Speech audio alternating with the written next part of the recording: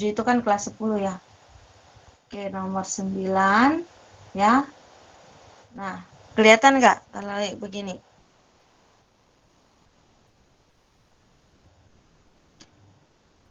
Kita coba yang A dulu ya. Yang limbah A. Oke. Kenapa jadi mancung begini? Lagi. Sorry ya. Mancung sekali. Naik turun tangga. Saya.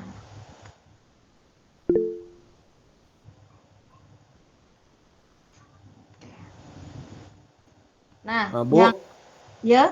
Kathleen udah masuk, Bu. Oke, terima kasih, Sam. Oke, Bu.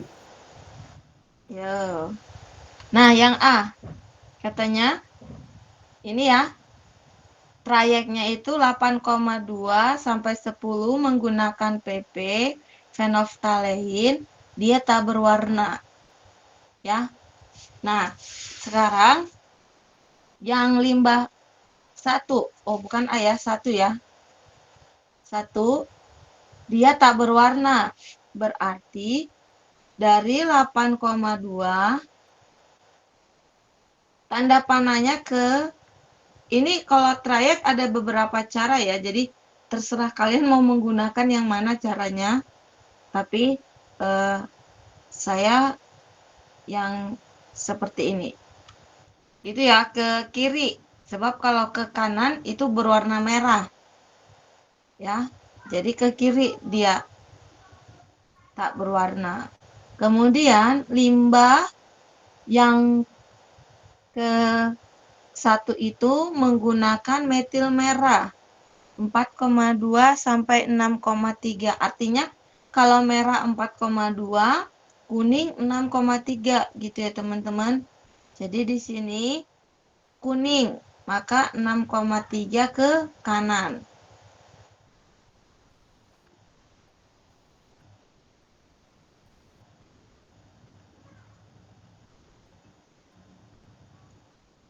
Itu ya.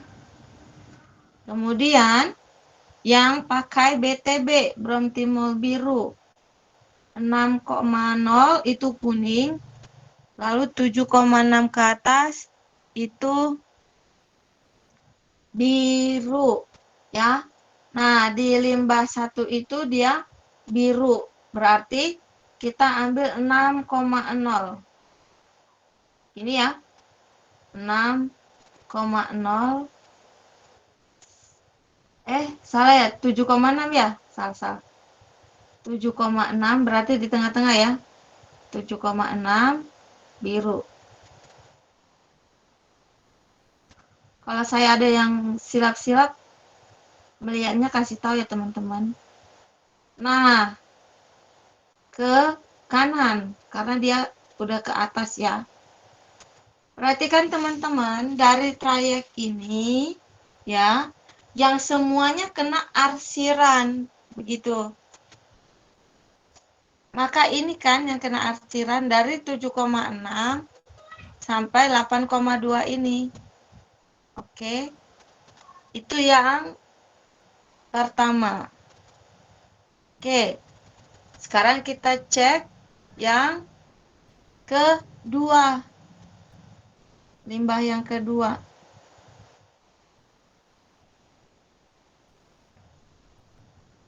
Limbah yang kedua menggunakan PP berwarna merah. Berwarna merah berarti dari sini kan, karena dia tak berwarna ke merah. Dari 10 ke atas, begitu ya.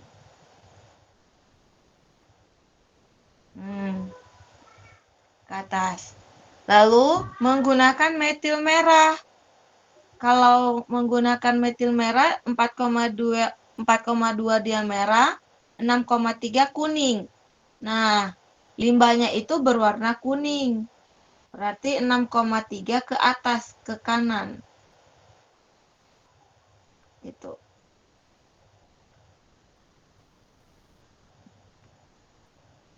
Oke. Kemudian menggunakan BTB, bromtimol biru.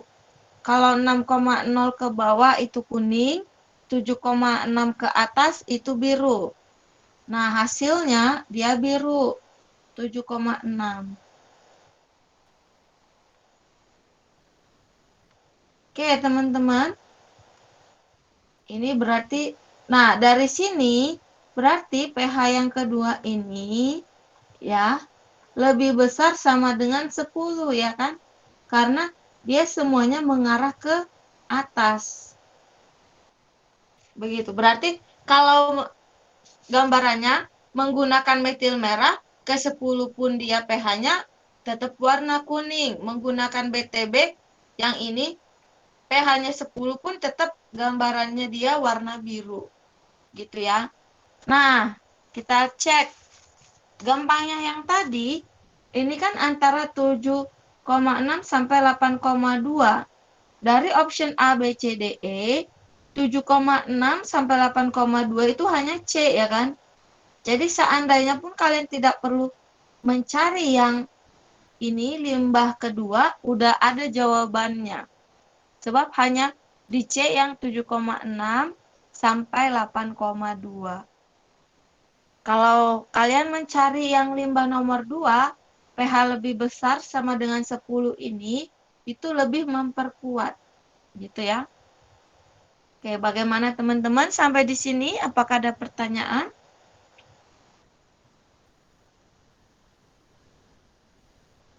Nggak ada, Bu. Nggak ada, Bu. Oke, terima kasih.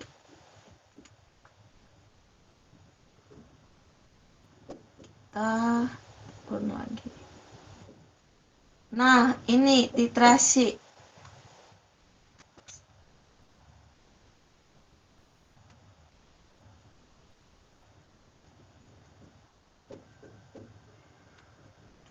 Oke, titrasi. Kalau boleh tahu rumusnya titrasi apa teman-teman? Hah? Ada yang bisa? Yang M1 kali V1 kali val sama dengan M2 kali V2 kali val, bukan, Bu? Oke, benar. Terima kasih, Del. Benar ya, M1V1 val, M2V2 val. Ya, rumusnya M1V1 val, ya, M2V2 val. Nah, teman-teman, seandainya nih kalian, aduh saya nggak tahu nih valensinya berapa. Contoh di sini H2SO4 gitu ya. Lihat posisi kalau asam H-nya. Gampangnya ya, meskipun bukan itu sebenarnya konsepnya, tapi cara cepatnya. Nah, H2SO4 hanya 2, berarti valensi 2. Sedangkan kalau basa, lihat dari segi OH-nya. OH-nya ini kan NaOH 1 ya, berarti valensinya 1. Gitu. Kalau dia MgOH, siapa tahu masih ada yang bingung ya, cara cari valensinya bagaimana gitu ya. Nah, MgOH 2 kali, maka valensinya lihat dari si OH, ada 2. Berarti untuk MgOH 2 kali, itu valensinya 2. Kalau HNO3, asam nitrat, ya, perhatikan dari si H-nya. Kalau asam, di sini 1, berarti valensinya 1. Begitu ya teman-teman. Apakah ada pertanyaan sampai sini? Nggak ada, Bu. Oke. Nah, tinggal dimasukkan saja, ya kan? Gimana nih cara memasukkannya? Berikut data hasil titrasi larutan H2SO4 dengan larutan NaOH 0,2 molar. Berarti terserah mau yang NaOH M1-nya atau M2 itu teknisnya terserah kalian. Ya. Gitu. Jadi boleh dia di M1 boleh, di M2 juga boleh. Di 0,2 NaOH M1-nya, lalu V-nya ini dirata-ratakan, ya kan? Ini dirata-ratakan berarti 30 ya. 30. Valensinya 1. M2 yaitu si H2SO4 itu yang dicari. Volumenya 20. Valensinya 2. Maka di sini 6 ya. Tolong dicek ya nanti, siapa tahu saya ada salah hitung.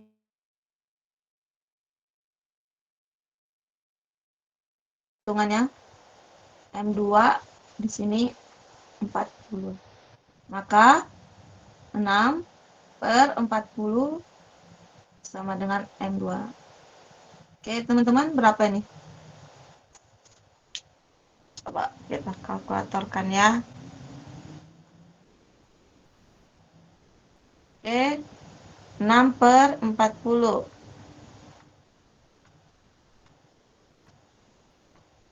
0,15. Berarti B. Paling mudah ya, titrasi. Apakah ada pertanyaan sampai sini? Sambil dicek pekerjaan kalian.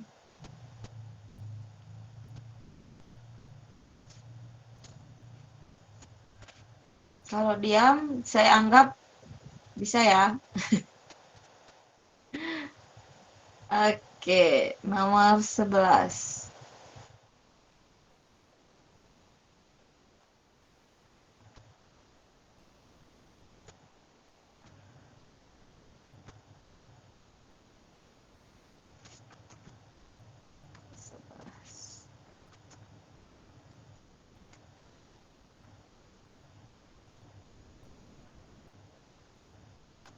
Oke.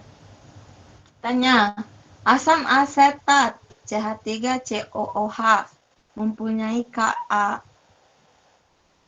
Kalau ada Ka berarti melambangkan dia adalah asam lemah. Asam lemah, Bu. Benar. Bentar. Ke dalam 100 ml asam asetat 0,2 molar ditambahkan 100 ml Na asetat atau natrium asetat 0,2 molar. Dapat menghasilkan larutan penyangga dengan pH sama dengan 5.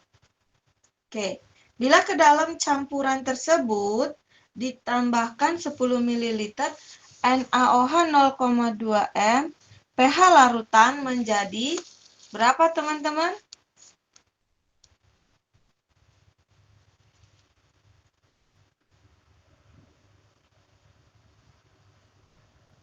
Yuk, bagaimana nih? Ini bisa menggunakan logika ya.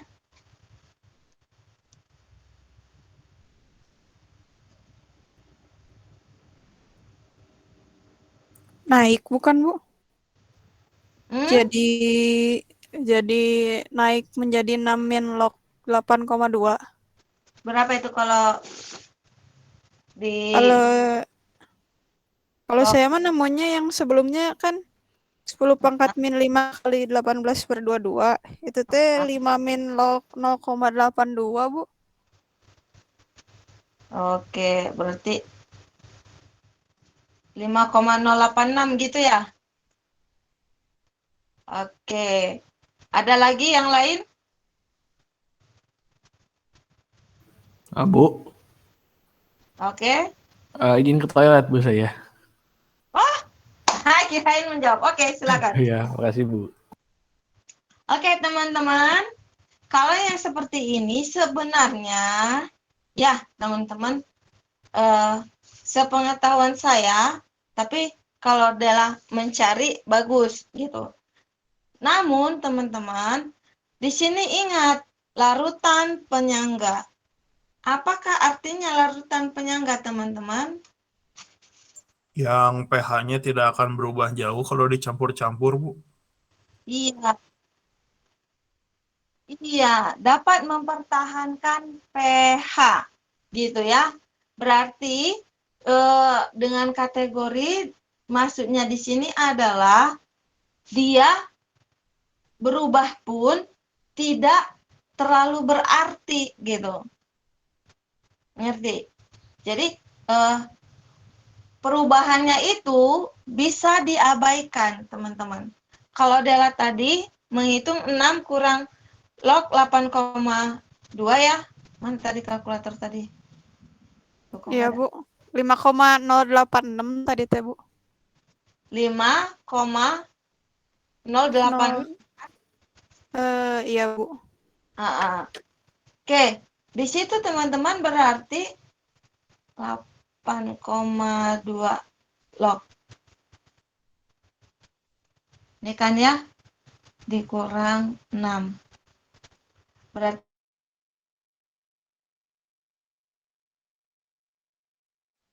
0,086. Artinya apa? Itu tidak terlalu berarti. Gitu, karena dia 0, gitu. Makanya bisa dikategorikan kalau di ujian-ujian ya, di ujian-ujian itu nggak perlu dicari, gitu. Nggak perlu dicari, teman-teman. Logikanya begini, ya. Logikanya. Ini adalah antara asam lemah dengan basa kuat. Na, ya kan? Na itu kan basa kuat kan ya? Garam dari basa kuat ke basa kuat dengan asam lemah kan? Tapi ada kategori kuatnya di sini, teman-teman. Lalu ditambah yang kuat di sini. Nah, logika berpikirnya si C pasti salah. Ya enggak? Si E pasti salah, karena yang ditambah adalah basa, nggak mungkin pH-nya turun. Udah? Lalu, si D ini berarti sudah naik 2 level, atau kategorinya 1 ke atas gitu. Ini salah. Kenapa? Karena dia tidak mempertahankan pH-nya, teman-teman. Paham? Nah, sekarang tinggal ini kan, tetap atau naik. Tinggal memperhatikan kenaikannya. Gitu. Kalau tetap, dia kan berubahnya sedikit ya. Nah, ini yang saya tadi agak rancu, karena dia jadinya 5,086. Biasanya kalau di soal-soal itu tidak akan dibuat seperti ini jawabannya, sebab itu bisa diabaikan.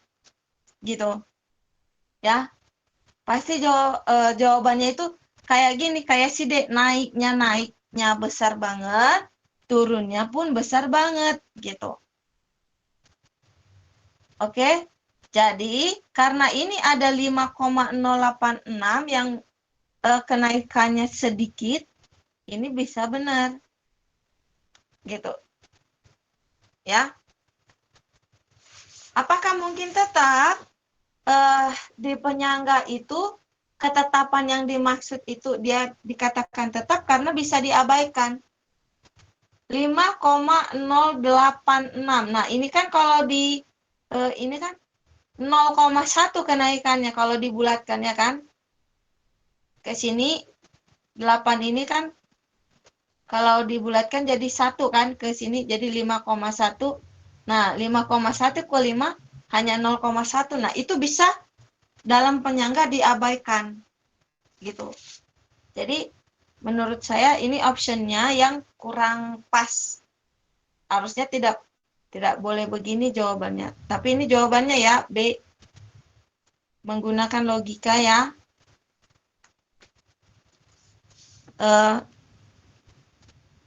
Ada pertanyaan sampai sejauh ini? Nggak ada, Bu. Nanti logikanya gitu langsung eliminasi yang jauh-jauh. Jadi cari yang terdekat aja gitu, Bu. Yang paling dekat. Oke, Bu. Makasih, Bu. Tapi kalau dia perubahannya udah di atas 0,1, itu udah bukan penyangga lagi gitu ya.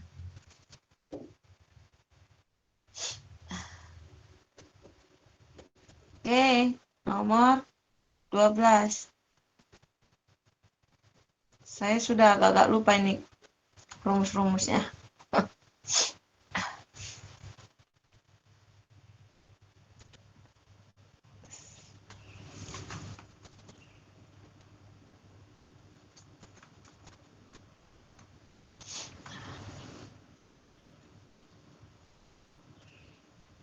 Oke, nomor 12.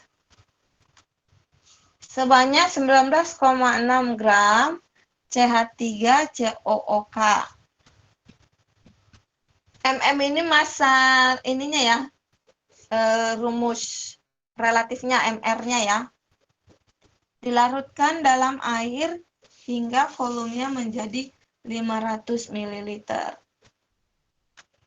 Oke. Jika Ka, maka pH larutannya adalah, oke teman-teman, ini masuk kategori apa? Yang agak membingungkan kan ada dia asam, penyangga, hidrolisis, ya kan? Dari segi apa dilihat dia?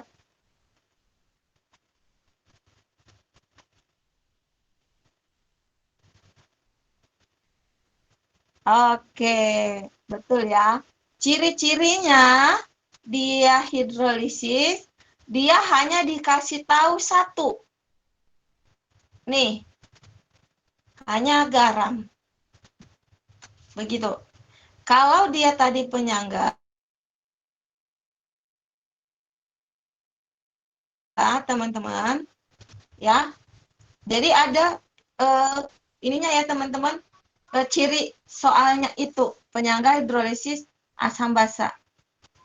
Nah, kalau dia penyangga dikasih tahu asamnya, dikasih tahu garamnya, gitu teman-teman. Nanti di soalnya begitu. Jadi kalian lihat dulu kunci atau ciri-ciri dari soalnya, gitu ya. Jadi ini yang dikasih tahu hanya garamnya saja. Berarti dia adalah hidrolisis. Oke teman-teman, 2 menit lagi. Sampai di sini dulu karena saya masih masuk lagi ke kelas lain. Nanti kita lanjut lagi. Yang penting sudah tahu cirinya, membedakan soal penyangga dengan hidrolisis. Sampai jumpa lagi. Dadah. Makasih, Bu. Makasih, Bu. Makasih, Bu. Makasih, Bu. Makasih, Bu.